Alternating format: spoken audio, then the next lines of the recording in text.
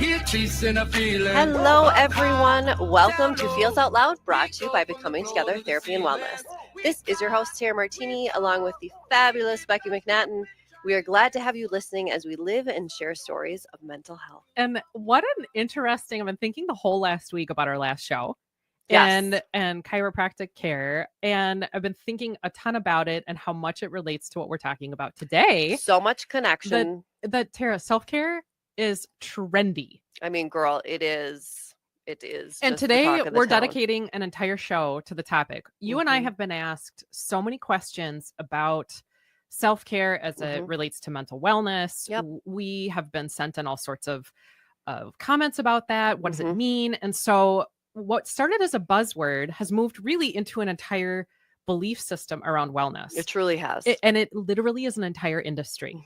I think it's pretty cool that there has been this metamorphosis around self-care and even the use of the word. I don't remember hearing it as a kid.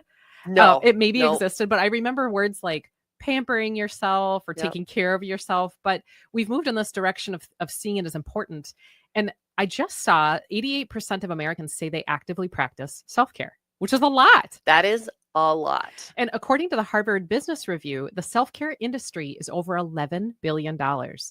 And when we move to the self-care products, and when we move to the self-care products industry, it's valued at $41.2 billion and keeps growing. We buy a lot of products. We buy a lot of products that supposedly encourage and help with self-care. And this can be anything from, everybody listening, you own a lot of this stuff, soaps and salts, to even stools that make using the bathroom successful. 100%. And it isn't new. I remember in my neighborhood in the 80s, it felt like every parent had a VHS workout tape. You know they did, yes. And it was trendy to do at-home exercise. Like how many folks had a Nordic track? Like everybody. You were the cool human if you had a Nordic track. That actually turned into a little bit of a closet. But now we record sleep cycles, heart rate variability, which we talked about last week too. Yep. We have apps to help us focus on our breath and guide us in meditation. We have special journals and essential oils for relaxation and awareness. We even have, I just got one of these things emailed to me the other day. We have kits and calendars to promote self-care, even like of course we do. A toolbox. And so it's had me thinking, which I get listeners why you've asked us so much about this too. What does this really mean? Right.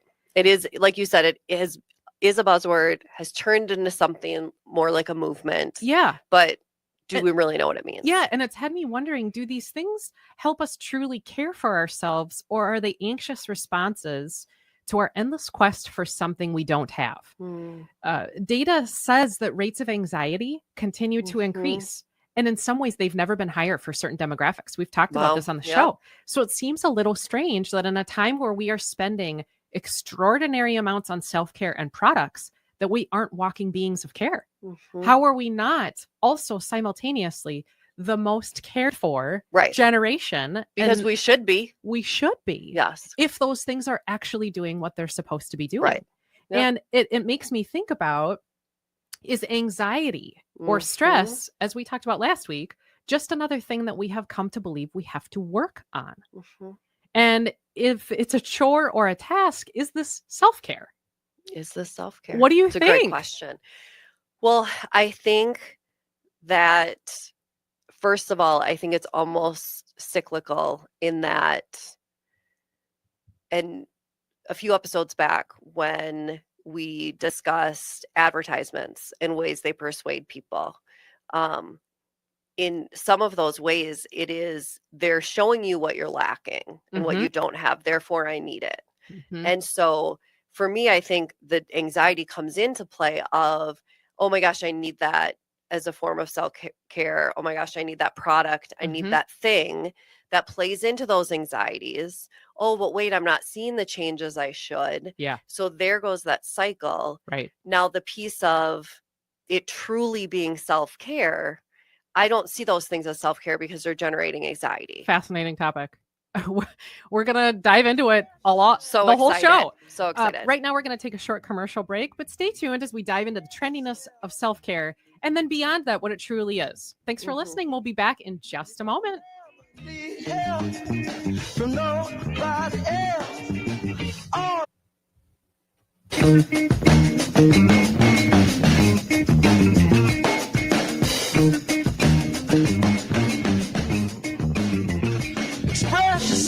Welcome back to Feels Out Loud, brought to you by Becoming Together Therapy and Wellness. I am Tara Martini, along with the oh-so-amazing Becky McNattin. Let's dive right back into a massive, amazing discussion on the huge industry of self-care. Yeah, and so many things to think about here. But what I first wanted to tackle, Tara, was the difference between self-care and self-improvement. And such important terms, and a need for a distinction between the two. And if you're listening at home, and just even me saying the difference between self-care and self-improvement, people, I am with you. Because I think we confuse these all the time, or we intertwine them. Yep. So self-care is the act of engaging in activities that help us maintain overall health and well-being. This is intentional action. So everybody, it's intentional action to fulfill or respond to our needs. It's deliberate, it's thoughtful. It means we're prioritizing what we've assessed as our needs, and then we're responding to them. So we've prioritized the need and responding to them. And not only does this act of self-care or acts of self-care lower stress, but they improve our mood. And what's really interesting that I believe, as you hear this, even Tara, you'll agree with us, but they improve our self-confidence and self-esteem because we're actively and deliberately, with intention, telling ourselves that we matter. We matter. We matter. We're making space for that. It is us creating relationship with ourselves. And if you're listening, I want you to hear that. It is us creating relationships with ourselves when we are engaging in self-care. To me, I also see it as we are nurturing ourselves. Yes. In a soft, kind way. Absolutely. And self-improvement, which is highly correlated and absolutely can complement self-care. For sure. Is action directed toward or directed at expansive goals. So these are areas of our life we want to add to or alter with that focused energy. And so, as I said, self-care and self-improvement can complement one another, but they are different. And it has me thinking, as I'm a perpetual wonderer, everyone, you've learned that about me. I've wondered if marketing has gotten us thinking that they're the same, that if we feel tired or worn out, there's a problem we need to solve. And so if you are experiencing something, that is a space for self-improvement, that we need to improve our ability to cope with stressors or challenges. And so we kind of intertwine self-care as self-improvement, that we're doing something wrong if we have a need that we need to address. What would you say to that, Tara? I think exactly what you said, as far as it is. I think there are several industries that we are inundated with that message of we are lacking something, so we must take action and do something to kind of fill in those pieces or those areas of weakness. In that, it is, to me, the idea is, but we can be whole ourselves and still work to improve ourselves, right? There doesn't mean that there's an absence of something in order to self-improve. And I think that is important, in that we are not missing something. We are not lacking something. We're simply a whole being. And then it's a really good point. And so also when advertisements don't like that. Right. And data suggests right now that we're quick to discard self-care. We're actually quick to really toss it aside. And that was so interesting to me because we spend so much time and money on it.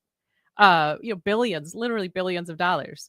And so why do you think this is? What do you think is behind how easy it is for us to toss it aside? I think we toss it aside so quickly because we are a country that needs that instant gratification and results. So therefore, let's say we're looking at a face product or some product that's going to make our body feel better, like you said earlier. If we don't get the results that we seek in a short amount of time, I think we literally and figuratively toss it out. We move on quick. Yep. Now, producers of this love that we consume in this way because then we discard it. Well, we already spent the money and now we've moved on emotionally to seeking out something else. We need a new kit. Right. Or a new oil or exactly. But not, and it's something we've talked about off air, but not, God forbid, we find that sense of self-care or self-improvement in something that's free, that we're already doing. Mm-hmm. But we look at it, it has to have that monetary value. Mm-hmm. And that's what's needed to drive this industry. Yeah. Well, a couple things I was thinking about as you were talking in terms of tossing aside. Mm-hmm. I wondered about the role of guilt in Yes. in prioritizing our own needs. That comes with it feels like it comes with a cost Mhm. of self-criticality on should I be doing this or I shouldn't be doing this, that Right. other people's needs or this maybe puts a burden on Mhm. other people if I'm responding to what I need right now. Right. I also think that if we're really honest with ourselves, we judge when sometimes people prioritize self-care. 100% we judge. Humans judge. Yeah. And so that perceived judgment of if I tell people, you know what, I actually don't have any plans Mhm. tonight, but I'm not going to go Mhm. to this thing, that we wonder about what people will think or what they'll say. And so we don't do it. Mhm. And then I've been thinking about this. It's sort of a badge of honor in suffering. Our culture loves to talk about grit. Yes, And particularly when it comes to motherhood. yeah, and this enduring despite Mhm. would make it really hard to sustain self-care practices. So maybe even if we engage in something that causes some re-energizing, we're like, okay, Mhm. I'm good to go. Mhm. I'm re-energized now. That we would push that aside because there's something also fed for us in, I did this thing and I had no energy to do it. I was exhausted. Yeah. Well, Yes. it's that kind of hearing from, We become a martyr. we think about our grandparents saying, like, I walked to Yeah. school Yeah. Yeah. Yep. uphill both ways Yep. with no shoes on, that there's something that it says about our capacity to Mhm. get through that it doesn't feel, it doesn't have the same ring to it. Right. And so I think those are all at play when we're talking about self-care and maybe the relationship that we have with it. And you and I talk about, speaking of relationship, you Yeah. and I talk about all the time on the show, I think every single week. Yeah. We talk about connection and relationship. And you just said it actually at the beginning of the show that every relationship needs nurture. You were talking about that Yeah. self-care is nurture. Mhm. So we definitely align with that viewpoint of self-care would be nurture. Yep. And I definitely believe that it does. Every Mhm. relationship needs nurture. But what about nurturing the relationship with ourselves individually? Mm. To me, this is what self-care is. I agree. Relationships with ourselves. Mhm. And if I think about if I never invested energy in my connections with other people, if I never invested energy in those, there literally wouldn't be a relationship. Right. It wouldn't exist. So why isn't self-care thought of as self-connection? Girl. Why isn't it considered that? Yeah. Because in part, one of the things that I've thought about and why it's easy to toss aside is because somebody else has told us what our problem is. If we don't have a relationship with ourselves to even know, Mhm. how do we respond to our own need? How do we nurture that relationship? Somebody else is saying, well, buy this thing. Well, right. And Well, what do if that that. isn't what we needed?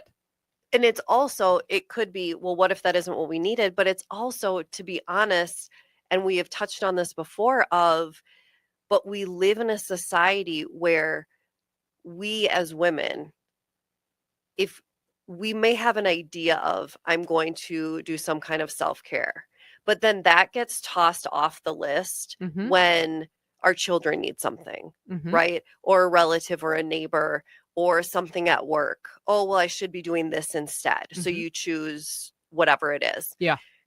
It never is really a true priority. And it's the first thing that goes, right? It's not a work-related thing or family thing.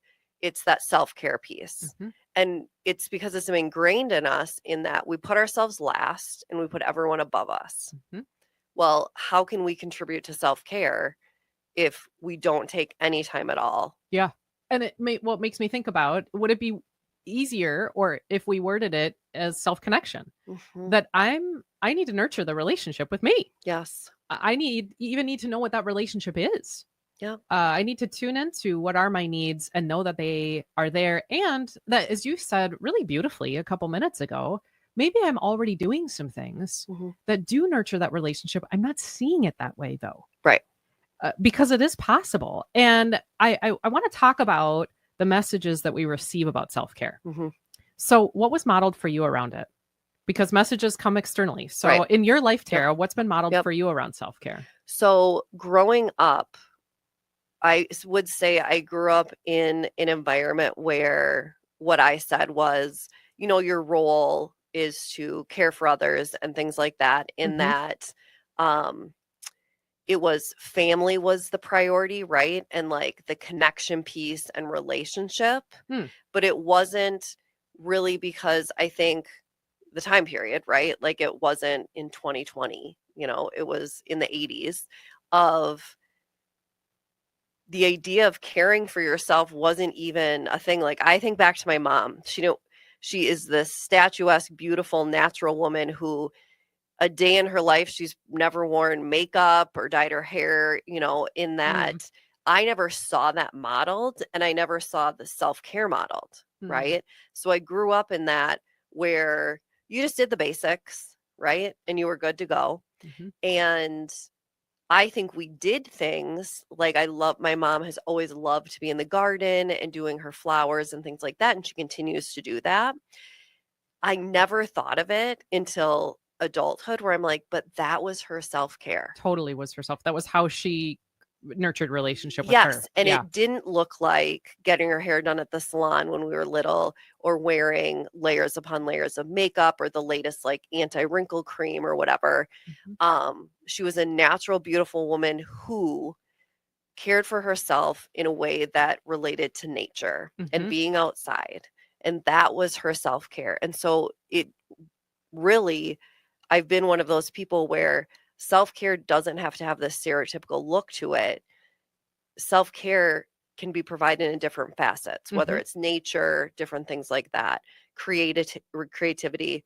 But that's how it was modeled for me. Yeah, you have me thinking about, in an atypical way, I would say. Probably lots of people receive messages, and I think about what I also received as modeling around self-care was that the words weren't used, as we mentioned. No, I mean, they just weren't words we used. It wasn't ahead of time people saying, I'm going to do some self-care and go on a walk. It was just, I'm going on a walk. But I think a lot of the modeling around self-care is what a nice to have that is. How great that would be, as almost it's relegated to luxury.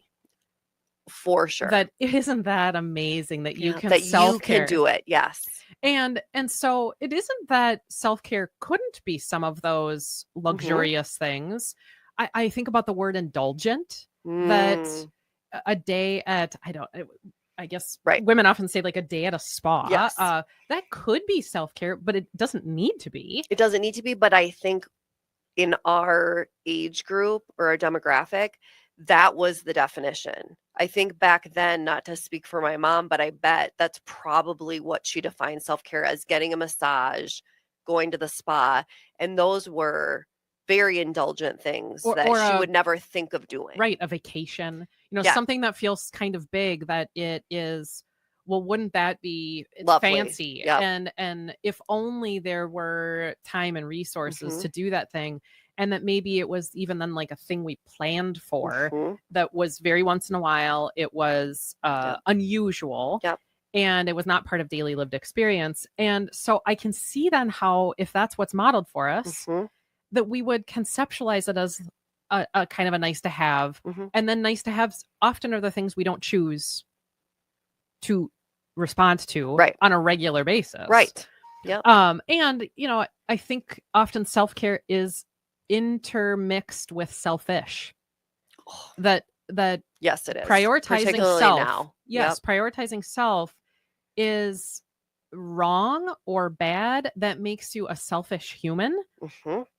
And sometimes we the way we judge people is kind of with that in mind. Oh, and we do 100%. I'd love to give an example from off the air that we were recently just talking with a table of adult women, and it was around Mother's Day. And remember, we were talking about how moms secretly would love a weekend to literally just go away for the weekend and do nothing.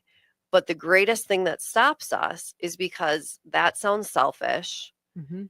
and that we should be spending it with our children, Mhm. right? Or our family or our own mother, Mhm. in that is self-care equals selfish. Yeah. And we need to work on our reconceptualization, maybe do. reclaiming the word do. self-care. If you want to use self-connection, that might be what I choose to use going Yeah. forward. But reclaiming that word, that self-care doesn't mean selfish. No, it doesn't. But we have been trained and educated in that is Yes. the equivalent. And I want to go over types of self-care for a couple of reasons. One, to talk about how expansive self-care can be, Yep. because it is beyond luxury. It is beyond pampering. And also to help listeners think through, what are you already doing? So as you and I are talking through types of self-care here, what are you already doing that is self-care? And I think this will help people realize, oh, I am doing some self-care that I didn't know until Becky and Tara said it. And the messaging you send to yourself, as you might see yourself in some of the things on this list, that you're proud that you do it. Yes. That you're proud that you do it. So in terms of types of self-care, we have physical self-care. This is like what we eat. This is exercise. And I don't necessarily mean at a gym. This is like walking. Okay. This is moving our body, avoiding staring at screens, taking breaks from staring at screens, drinking water, even getting medical care. So the really our physical bodies. Right. And we spent a lot of time talking about chiropractic care last week. That would fall a lot into this realm. Yes, that would be physical, of responding to those physical needs. We have psychological self-care, which is cognitive and mental clarity by stimulating our minds. And this can happen all sorts of ways. Reading something, practicing a skill. Yep. Setting a goal about something, even solving puzzles, mindfulness, even positive thinking, practicing positive thinking, like a mantra, affirmation statements. Well, and I think the two of us, I think we're quite good at this category, this type of self-care, in that we are just lifelong learners by heart. Yeah. In that, or by nature, that we're always seeking out, whether it's conferences or yet another degree or something, in that we love the idea of learning, which I think is what one of the reasons we were so delighted last episode is that you and I were sitting there as the students, just taking in and absorbing all this new knowledge. Yep. And though people, I think, need to understand what that's doing. One, it's enjoyable for us and for many people, but two, what that's doing also to go back to your physical health, right? And for your brain development and things like that, in that all those things you're doing and having those goals, they're a beautiful way to care for yourself. They're a huge way to care for yourself. And kind of an offshoot of that psychological is emotional self-care. Yep. And this is really a relationship with our emotions and inner experience. Okay. The dialogue that happens inside of us all day long, knowing how you feel. And we talk often on the show about, there's probably a lot of people listening, a lot of us even through the day, that don't know how we feel. We're not making space in our day to even assess that. So let alone responding with self-compassion. Right. And so things like compassionate voices to ourselves, processing feelings, doing activities that promote energizing emotions like joy. Yes. Setting boundaries to protect your energy. Boundaries are a beautiful thing. Crying. Allowing that to happen, and then, maybe using those affirmations that would be psychological self-care and saying those to yourself when you notice a certain emotion. We have social self-care, which is nurturing connection and relationships outside of ourselves. Well, and I think this is one, I think naturally a lot of people go, ooh, I do that. Yes. Right? It's that intentional connection time with friends, whether it's happy hour or lunch or whatever it is, but intentionally creating that time for connection. Yeah. And self-care in this way is being part of interaction and then telling ourselves, oh my gosh, this really is caring for me. I'm caring for myself while doing this, with neighborhood, community, forming even new friendships, limiting time with negative people. Which is a huge part of our social self-care. And then we have professional self-care. Okay. And we talk about, I would say in the self-care realm, people will integrate professional self-care much more often because we use the term work-life balance. I would agree. Yeah. A All the lot. time. Yep. And so people will say, I need a break from this thing. I Mhm. need work-life balance. Mhm. So this might be something that people are a little more familiar with on being inspired by career and job development. Mhm. You and I just talked about this might be like a training. Mhm. It might be signing up for something that stimulates you psychologically Mhm. also, but gets you excited again Mhm. about whatever you're doing or expanding a skill.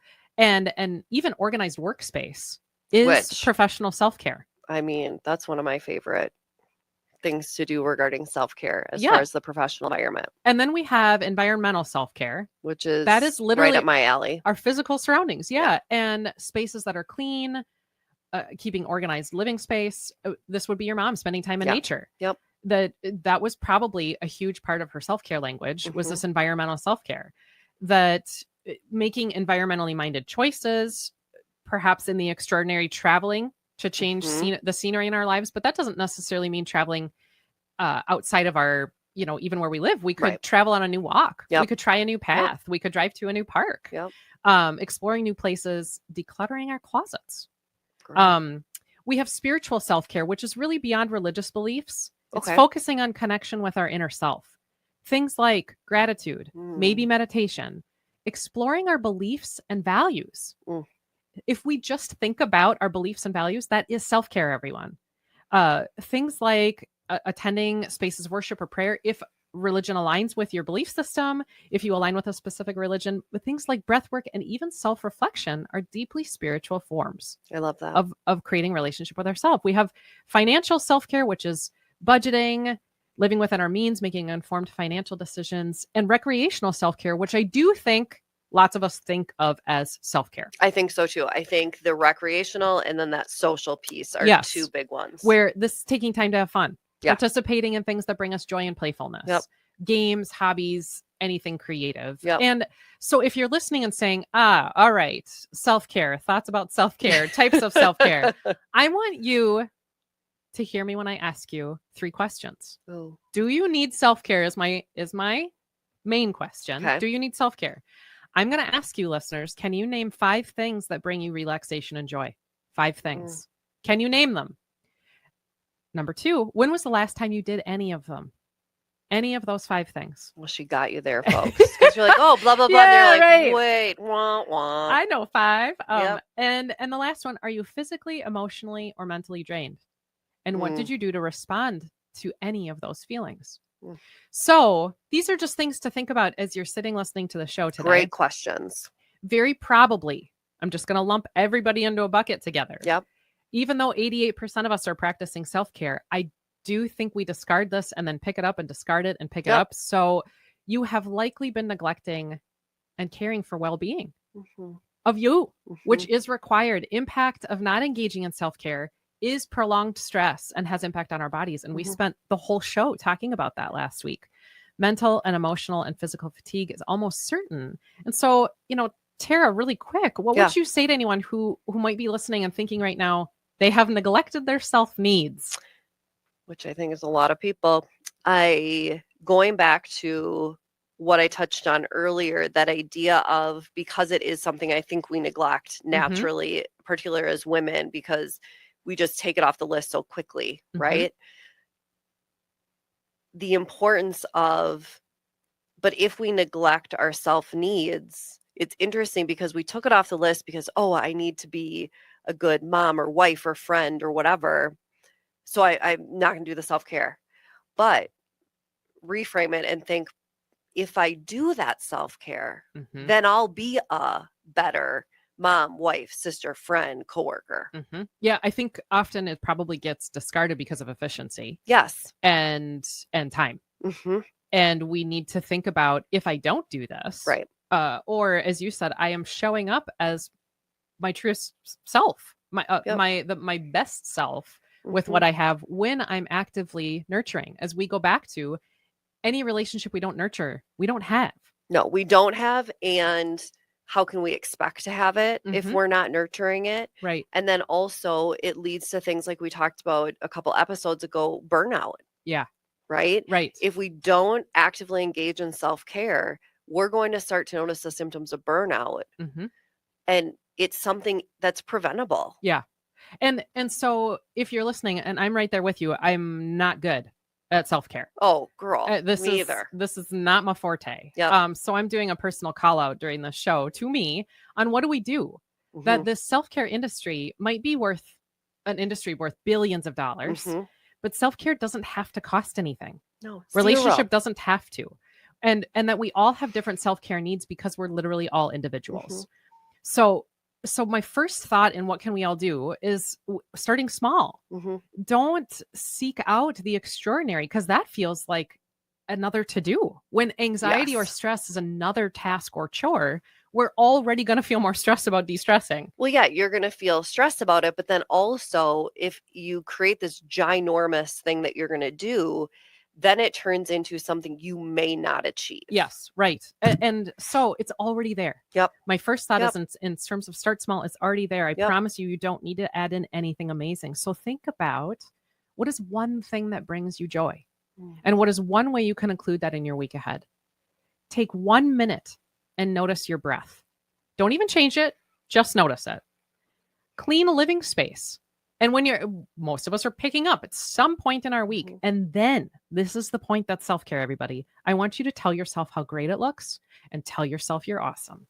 Yes. Celebrate and the sit in that. success. Sit in that space. Yes. How often do we clean a room and go, oh, yep, that's done. And then you move into the next? Yes. Physically. Yeah. Sit your rear end on that floor. Take a look at your surroundings and sit and I love that. thank yourself for having the capacity to do it. Yep. And be proud of yourself. Yep. Cook a new food you've wanted to try. Love If you're that. going to make dinner, cook a Yep. new food. Yep. Take a nap and then tell 3 people how proud of you are. You are of yourself that you did that thing. I love that. That's being in the moment. That's saying, Yes.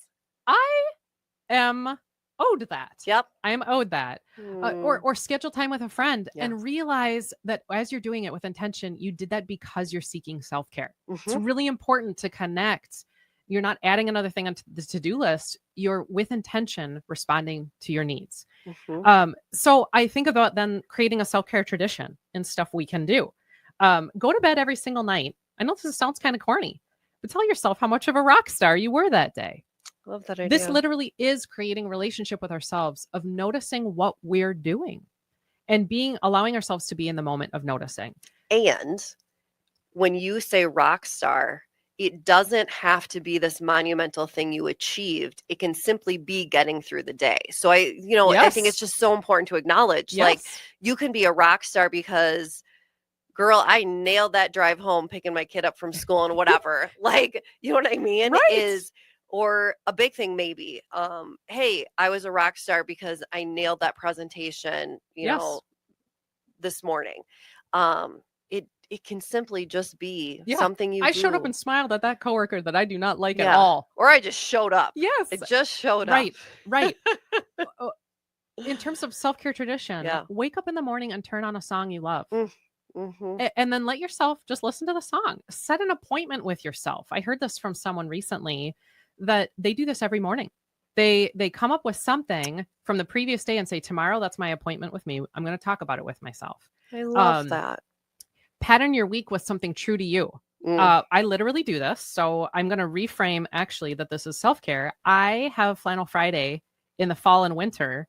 I actually wear a flannel to work every Friday, folks. So I call it Flannel Friday because I love buffalo plaid. It makes me happy. Yep. And I was not thinking about that as self-care, but I'm going to now because I never did either. I am responding to, I feel different in wearing my Flannel Friday. And we have a coworker who does this similarly with Jersey Fridays. She's a huge football fan and gets herself excited for the weekend game by wearing her jersey to work every Friday. That is self-care. It is self-care. And it reminds us just because we're adults doesn't mean we can't have fun, right? Mhm. We started a trend that was short-lived about wearing fancy shoes on Monday. Yep. And I believe when we were sharing each other's in our staff meeting, it was like we turned into little kids, like, oh, those are so pretty. Right. Oh my gosh. And would I've ever worn those shoes, like thought to pick them out of my closet, but why not? Right. Why are we not doing these things? And patterning And in it's your week self-care. that you can choose a day and you're going to say, that's a tradition I have. Yep. we can develop accountability partners. And you and I, in our friendship with each other, are often accountability partners. And what do I mean by that? People who will support you in who you want to be. Who are the people who will offer that and share your commitment to you with you? So you can say, okay, here's what I really want to do. I want to set up an appointment with myself every day. Or here's what I want to do, accountability partner. I want to start to have a weekly tradition of something. And that person will hold you accountable to that thing. Love it. They will say, hey, you brought them in now. And they'll say, hey, have you done that thing? Have you done that thing? And tell them what they can do to make sure that you start small and keep going. How can they make this a sustainable and maintainable plan? And sometimes that's difficult to do on your own. So I think what you just said is so key. Is it is an easy and amazing thing you can do for yourself is to have that accountability coach or partner. Well, so often when we've brought something outside of ourselves, we make it real in a way that now we have to kind of own it differently. So if we're saying to other people who can help be that sense of support, we're making it real. And if we're truly committed to this thing, and to not just pick it up and then set it down, we need to have people in our life who are going to help us make it happen. We do. And it's one of those, I work with so many teenagers and we will set a goal and I will make them, not make them, but I will share with them like, all right, you know what a great idea is to share with mom and dad what that goal is, because you're more likely to achieve it. Saying it out loud is a part of it. But it's also that if you just keep it to yourself, particularly as a teenager, what's the likelihood you're going to achieve it? But if you tell them, then they can motivate you and be your cheerleader. Right. And if we're talking about self-care as connection to the relationship with us, with ourselves, ask yourself some questions. So self-care is curiosity. And if we don't know, if it's a relationship with us and we don't know what the relationship needs, start with a question. You and I have talked about this all the time in relationship. Rather than come in with an answer, ask a question first. Self-care is not rooted in changing us. It is rooted in nurturing us. That's the difference between self-improvement and self-care. It's not rooted in changing, it's rooted in nurture. And so how will we know how to nurture if we do not know what we need and what's going on with us? So if we really want to care for ourselves, we need to know ourselves. Ask yourself a question every day. I'm a perpetual question asker. So think, and you can do this as you're driving in the car. You can do this as you're shopping in a store. Think like, what food do I love right now? Or what makes me laugh? Or what is a value that's really important to me? And you can even go back and look at, think about our list that we just went through on types of self-care. Ask yourself some questions about that and not a question around, why didn't you do that? Right. Or do you think you should have done that instead? Not judgmental questions, but curious and inquisitive questions around anything that helps you know you better. What are you thinking, Tara? I love that. And I think it shifts it from a question that is grounded in shame to something that promotes that self-care piece. I was just thinking, because we always find creative ways to ask our clients like how we're doing instead of saying, how are you doing? Yes. And my favorite latest one that I hope you steal is describe yourself as a pasta. And the first time, they're like, what does that mean? And I was like, well, are you like an anxious angel hair? Are you like a limpy, overdone macaroni noodle? Like, I love that. Are you al dente, kind of firm and whatever? And you can ask yourself those questions.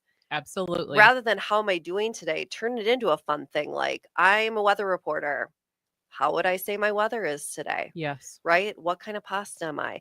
Think of fun little things as adults and for kids. That it works for everybody. Well, you bring up such a great point that any of the questions that you may be asking other people through the day of like, what was fun today? Or what made today cool? You can ask you. Yes. You can ask you. And actually, we ought to be doing that to develop relationship with ourselves. Well, and why don't we? We're awful. We will now. We are. We will now. Starting today. So much to think about here. We're going to head to a commercial break. But when we come back, we're going to talk through all of your listener questions about moving self-care into daily life and integrating it into what our daily tasks So are. important. Feels Out Loud will process your thoughts and questions in just a moment.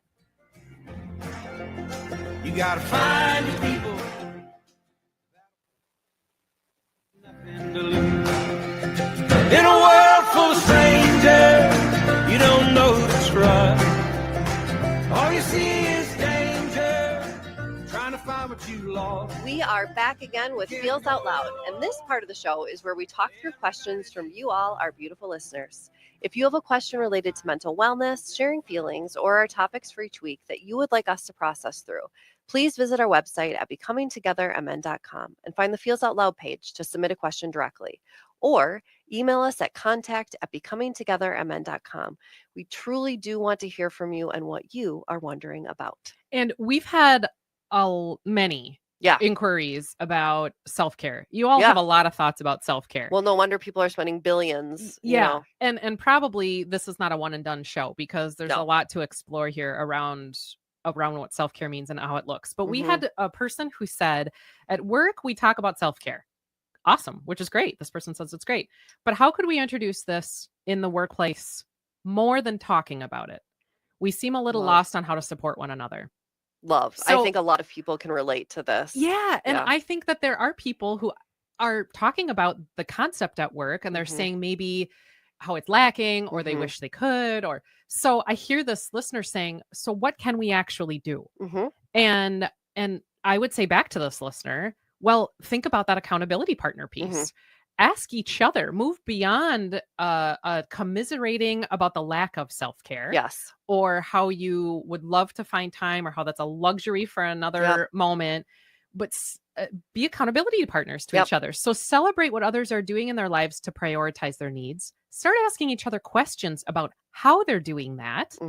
And so much of our struggle with self-care is in the relationship that we have with guilt or rumination about what other people are thinking about it. So start to turn your workplace into a space of celebrating that people are prioritizing their own needs. Yes. That will start to change the dialogue at work beyond, oh, it would be great to do that, to, I'm so glad you did. And you'll see the energy shift. And it's that idea of there are little things you can do too as well throughout the day that are self-care. For example, don't sit at your computer and eat your lunch.